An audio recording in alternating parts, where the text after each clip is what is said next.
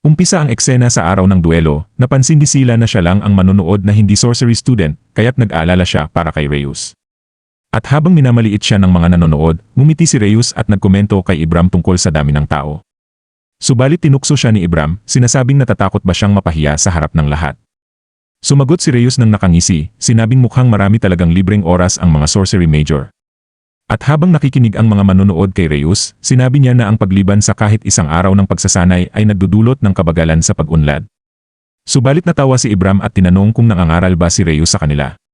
At sumabay rin ang mga manonood sa pagtawa, sinasabi kay Reyes na alamin niya muna ang kanyang lugar bilang isang mababang uri lamang na major sa swordsmanship at na mas dapat niyang alalahanin ang kanyang sarili kaysa sa kanila. At binalaan rin ni Ibram si Reyes na kung mawawalan siya ng kakayahang humawak ng espada pagkatapos nito, wala siyang ibang masisisi kundi ang sarili niya. At may isa pang manonood na sumabat, ikinuwento kung paano ginawang uling ng flame spell ni Ibram ang kanang braso ng huli niyang nakalaban, at sinabing maswerte na si Reyes kung yan lang ang mangyayari sa kanya. At habang nalaman ni Reyes na gumagamit pala ng flame spell si Ibram, makikita si Sila naman na nasa mga manonood ay nag-aalala. Alam niyang ang kakayahan ni Ibram sa flame spells ay nasa nangungunang 5 sa buong akademya. Iniisip niya na hindi basta-basta matatalo si Ibram gamit lang ang swordsmanship. At nagmayabang naman si Ibram sa mga manonood, tinawag ang duelo na isang malungkot na dula kung saan siya ang bida at sinabihan ang mga ito na mag-relax at panoorin na lang siya. Agad naman tinanong ng referee sina Reyes at Ibram kung sumasang-ayon sila sa mga patakaran ng duelo at pareho silang pumayag. Samantalang, malapit kay Sila, 2 manonood ang nagbubulungan tungkol sa kanya na magiging tagapaglingkod ng Sorcery Department kapag matatalo si Reyes, at ang isa sa kanila ay sabik na nag-isip kung ano ang ipapagawa kay Sila, na siyang agad ikinabahala ni Sila. At inanunsyo na nga ng referee na maghanda ang magkalaban sa kanilang posisyon at agad na ngang sinimulan ng laban. At agad naghanda si Ibram ng fireball at tinukso si Reyes na huwag agad sumuko, sa kanya ito inihagis subalit agad itong naiwasan ni Reyes. Nagulat si Ibram sa pag-iwas ni Reyes at naglunsad ng mas maraming fireball, tinatanong kung hanggang kailan niya ito kayang iwasan. Subalit sa kalmadong ekspresyon, patuloy na iniwasan ni Reyes ang bawat fireball nang madali na masyadong namamangha si Sila sa nangyayari. Samantala, minamaliit naman si Reyes ng mga manonood, sinasabing hindi siya mananalo kung puro pag-iwas lang ang gagawin niya sa laban. Nagtataka si Sila kung bakit parang hindi natatakot si Reyes sa mga spell ni Ibram, lalo na't hindi kayang harangin ng espada ang mahika. Namamangha siya kung paano nakatuon lang si Reyes kay Ibram. Samantala, iniisip ni Reyes ang tungkol sa kanyang technique sa swordsmanship at ipinaliwanag na ang pagsubaybay sa galaw ng mata ng kalaban ay mahalaga para sa isang swordsman. Natutunan niyang hulaan ang galaw ng espada ng isang master swordsman mula sa galaw ng mata nito na mas mabilis kaysa sa anumang atake at nagpapakita ng direksyon ng espada. Napagtanto ni Reyes na ang mga kasanayang nahasa niya bilang isang swordmaster ay nagiging kapaki-pakinabang din laban sa isang sorcerer tulad ni Ibram. Samantalang frustrado si Ibram dahil hindi tumatama ang mga atake niya kay Reyes, kaya't gumamit siya ng bagong spell, Flame Serpent, na lumilikha ng 3 ulong ahas na apoy. Nagulat si Sila, iniisip na hindi makakaatake si Reyes sa dami ng hadlang sa harap niya, at nagtataka kung ano ang gagawin niya. At sa sorpresa ng lahat, walang takot na sumugod si Reyes na nagpapakita ng isang matapang na frontal attack. At habang nag-slide siya upang iwasan ang mga apoy, kalmado niyang sinabi na nakakatuwa pala talaga ang makipaglaban sa isang sorcerer, na labis na ikinagulat ng mga manonood dahil sa kanyang galing at kumpiyansa. At habang patuloy na tumatakbo si Reyes papunta kay Ibram, masigla niyang sinabi na matagal na simula nang huli siyang nakaramdam ng ganitong kasiglahan. Naiisip ni Ibram na may malaking depensibong kahinaan ang spell niya sa malapitan, at nagtataka kung nakita ba agad iyon ni Reyes sa isang sulyap lamang. Subalit mumiti si Ibram, handa sa kanyang counterattack, at nagpakawala na nga ng flame cannon sa harapan ni Reyes. At habang umingiti ang mga manonood sa nangyari, sinabi ni Ibram na yon na ang katapusan ni Reyes. Subalit biglang nagsalita si Reyes na ikinagulat ni Ibram at hinamon siyang ipakita pa ang susunod na spell. Gulat na gulat si Ibram na kahit tinamaan si Reyes ng spell, wala itong kahit anong pinsala. At tinutukso na nga ni Reyes si Ibram, sinasabing kung kaya nitong lumikha ng ganoong kalakas na apoy, siguradong may mas makapangyarihang spells pa ito. At dahil sa galit, agad na naglunsad ng panibagong atake si Ibram, ngunit madaling naiiwasan ni Reyes. Naiinis si Ibram at iniisip na baka maubos ang kanyang mga spell sa bilis ng mga pangyayari. Hindi niya matanggap na nahihirapan siya laban sa isang simpleng swordsman. At biglang nagsalita si Reyes kay Ibram, tinutukso siya kung naubusan na nga ba ito ng ideya na ikinadismaya niya.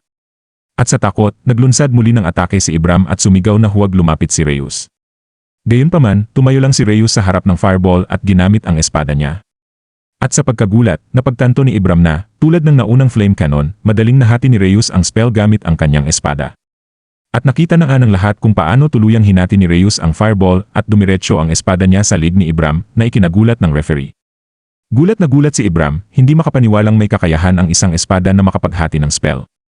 At nang habang nagtataka si Ibram kung sino talaga si Reyes, idineklara na ng referee ang panalo ni Reyes, sinasabing may isang kakaibang swordsman ang naka-enroll sa akademya ngayon. Samantalang sa isang sulok, isang bagong babaeng karakter ang nagmamasid at may kutob na magiging mahalaga si Reyes. Umpisa ang eksena sa akademya at mabilis na kumalat ang balita tungkol sa pagkatalo ni Ibram kay Reyes. Iniisip ni Sila kung anong klaseng teknik sa espada ang ginamit ni Reyes upang mahati ang spell ng isang sorcerer. Alam niyang maraming nakatingin kay Reyes ngayon at nag-aalala kung ayos lang ba siya. Samantala, nakipagkita naman si Reyes kay Alicia Soldeon, ang president ng Student Council, na humingi ng paumanhin sa biglaang pagtawag sa kanya. At ipinakilala ni Reyes ang sarili, ngunit sinabi ni Alicia na kilala na niya ito. Nagtanong si Reyes kay Alicia kung ano ang nais nitong pag-usapan, ngunit sinabi ni Alicia na uminom muna sila ng tsaa at mag-relax. At habang pinagmamasdan ni Reyes si Alicia, napansin niyang may kakaibang presensya ang babae. Kalma, ngunit walang kahinaan, na para bang may mga nakatagong talim na nakatutok sa kanya. Ngumiti si Alicia at tinanong kung mahilig ba siya sa tsaa, at sinagot ni Reyes na napansin lang niya ang kasiyahan sa mukha ni Alicia habang ngumiti ito. At habang iniisip ni Reyes na hindi siya dapat nagpakita ng sobrang kuryosidad sa harap ni Alicia, lalo na't napakalakas nito sa labanan, humingi siya ng paumanhin.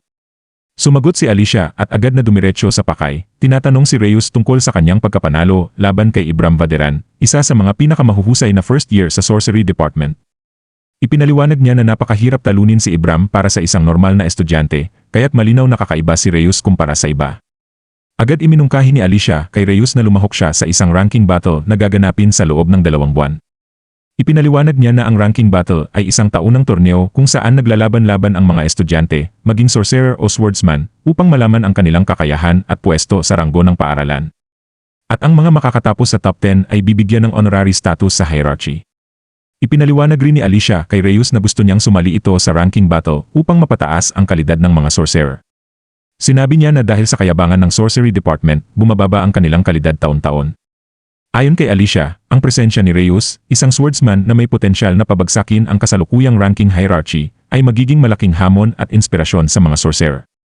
At nang tanungin ni Reyes kung may malalakas ba na sorcerer sa torneo, at agad sinabi ni Alicia na marami, at kabilang din siya doon at ipinagmalaki na siya ang pangatlo sa hierarchy ngayon.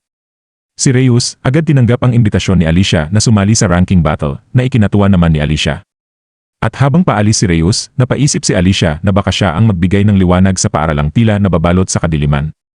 Paglipas ng eksena, makikita si Reyes kasama si Sila at nagpapasalamat siya sa mga naitulong nito. Subalit tinanong naman ni Sila kung ano ang pakay ni Alicia at napansin niyang si Reyes ay palaging gumagawa ng mga desisyon ayon sa nais nito. Subalit, biglang tinanong ni Reyes si Sila kung gusto ba nitong sumama sa kanya sa paglabas na lubos na ikinagulat ni Sila. Ipinaliwanag ni Reyes na kailangan niya kasi ng kasama para mag-shopping sa Royal Capital dahil nasira ang kanyang espada noong laban nila ni Ibram at hindi niya kayang pumunta mag-isa. Subalit sa pagkabigla, nag-atubili si Sila at sinabi niyang wala siyang oras, subalit tila nagdadalawang isip siya sa pagpayag. At bigla na ngang nagbago ang isip nito at nagpasya siyang samahan na lang si Reyes sa Royal Capital. At masaya si Reyes at nagpapasalamat kay Sila, ngunit may pabor din hihilingin si Sila sa kanya. Samantala, pagdating nila sa pamilihan, humanga si Reyes sa masiglang kapaligiran at kasiyahan ng mga tao. At habang namimili, inalok ni Reyes si Sila ng pagkain, ngunit tinanggihan ito ni Sila na nagsabing ayaw niyang magkaroon ng utang na loob kay Reyes. Subalit habang nahihiya, kinuha rin ni Sila ang pagkain mula kay Reyes at nagsimulang magsalita tungkol sa pabor na hihilingin niya. At agad tinanong niya kung paano nagawa ni Reyes na hiwain ang mga spell, isang bagay na imposible dapat para sa isang swordsman. Gusto ni Sila malaman ang sikreto ni Reyes at humihiling na turuan siya nito. Nagulat si Reyes at nag-isip, hindi niya inaasahan na masasabi nitong imposibleng hiwain ang mga spell, kaya nagtaka siya sa mga sinasabi ni Sila.